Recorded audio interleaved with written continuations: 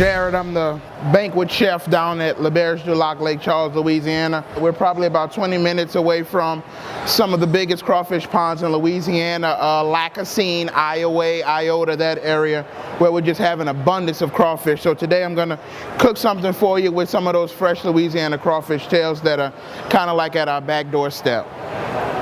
All right, I'm gonna kick in and go first because what Jared is gonna do is gonna be a little slightly longer. We're gonna do a seafood omelet. When you're doing an omelet at home, if you use a skillet like this, that's enough for one or two. You could do the same thing with a skillet like this. But if you don't want to go through the process of doing the flipping and all of that, if you use a larger skillet, you don't have to, because the eggs are going to lay flat. So it'll work out really, really well. All right, we'll put some onion and some green onion in first. We're going to let that saute a little while. Then we hit up with some tomatoes and some mushrooms and some Louisiana shrimp. A little butter mixed with vegetable oil. You're going to get that kind of simmering up a little bit. We're going to put the crab meat in last. Of course, that's good old Louisiana crab meat. And we have some grits that we cooked ahead of time. And if ever you want to cook your grits and get them just the way you want, where it says water, you put 3/4 water and 1/4 milk. And cook it on a low fire until they're nice and creamy. Just to give you an idea of what's going on. It's simmering nice for you right now. So now we can go ahead and get started and go to the next step.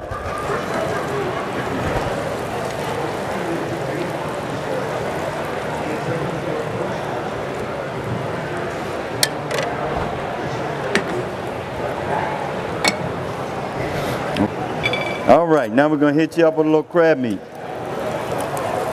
Got a little heat coming out this bad boy now. And then we're going to hit it with a little shredded cheddar cheese. Then you could top it off with a little bit more cheese, and then you're pretty much done. What I'm making today is similarly an easy brunch item to go with the grits and the omelets. It's a Bayou stuffed chicken. Basically, it's a chicken breast you can get from, Walmart, Winn-Dixie, your local grocery. Single lobe chicken breast. And what we're going to do today is we're going to make it stuffed with some crawfish tails, local Louisiana fresh crawfish tails. It is crawfish season. And of course some farm fresh spinach. First thing you're going to do is you're going to start off with a chicken breast. Average single lobe chicken breast. And then go ahead and get that chicken breast stuffed. What you're going to do is you're going to butterfly it. You're going to butterfly the chicken breast. When you cut that chicken breast in half, be real careful. Knife safety is very, very important. You're going to end up with 2 halves of the chicken breast. And then once you have those 2 halves, plastic wrap. The plastic wrap kind of acts as a barrier in between your meat mallet and your chicken breast to stop the chicken breast from sticking to the meat mallet. You want to gently pound the chicken breast. You want to try to expand that chicken breast. You want to pound nice and evenly with an outward motion. You're stuffing that chicken breast so it can get filled with lots of crawfish, lots of spinach.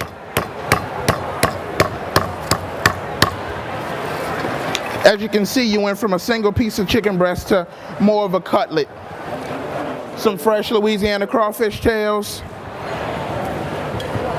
some spinach, and of course you want to season it. My preferred choice of seasoning for this dish is blackening seasoning and a little bit salt. The reason I use blackening seasoning is because it has such a variety of herbs and spices in it. Paprika, onion powder, garlic powder, thyme, everything you normally would add to your dish, just all in one mix. Then you want to roll it. In the recipe it says about wooden skewers. That's in case you have issues with your chicken breast sticking. You have those skewers to kind of help you keep your chicken breast together. Roll it. Make sure you're tucking in all that spinach, all those crawfish tails. And you end up with almost a log. I have a nice cast iron skillet getting hot.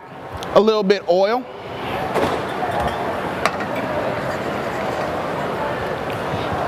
cast iron preferably because it's going to give you a nice seal on your chicken, nice golden brown. And you're going to go ahead and drop those chicken breasts in the cast iron skillet to start cooking. Cast iron also works beautifully for this because you can sear one side, then pop the whole pan in the oven to go ahead and let it finish cooking. And while that's cooking, we're going to have what we call a pan sauce.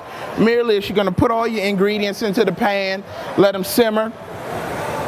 One of those almost one pot Louisiana type dishes that we all love. Your pan sauce is going to start with some shallots and butter. You're going to start by probably about 2 tablespoons of butter. You're going to let that melt down. And you want to go ahead and caramelize your shallots. And while that's cooking, I'm going to go ahead and pop the chicken in the oven. And once those shallots start to cook, you're going to deglaze with a little bit of white wine.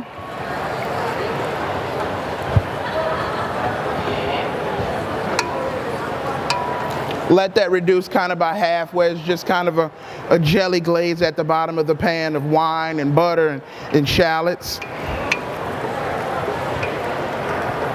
And then once that starts to reduce by half, you want to go ahead and add some cream.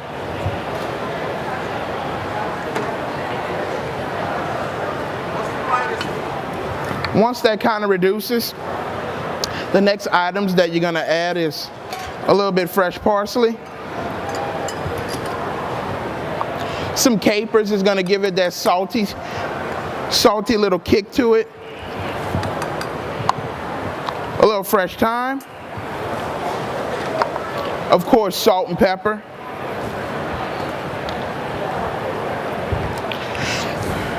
And then, of course, the recipe calls for sun-dried tomatoes. I have some heirloom cherry tomatoes and also some regular cherry tomatoes. It's just going to give it a little bit color to your dish and a little bit, extra bite and sweetness. Because we are coming to summer, tomatoes are going to be in full bloom.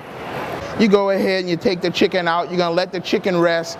Just like all meats, you want to let them rest. You want to let the muscles relax so they're nice and juicy instead of going ahead and cutting into it right away.